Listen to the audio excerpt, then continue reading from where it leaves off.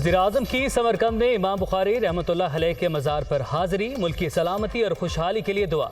शहबाज शरीफ दौरे उज़्बेकिस्तान मुकम्मल करने के बाद वापस वतन रवाना।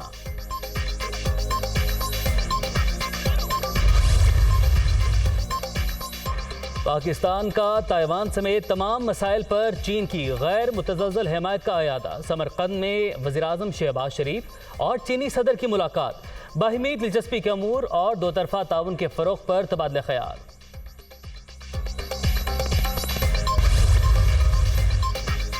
और मौसमियाती तब्दीलियों का मामला, पाकिस्तान पूरी दुनिया की आवाज़ बन गया। आलमी फोरम पर बड़ी कामयाबी, अहम रहनुमाओं ने वज़ीर-ए-आज़म शहबाज शरीफ की तजवीज़ की हिमायत कर दी।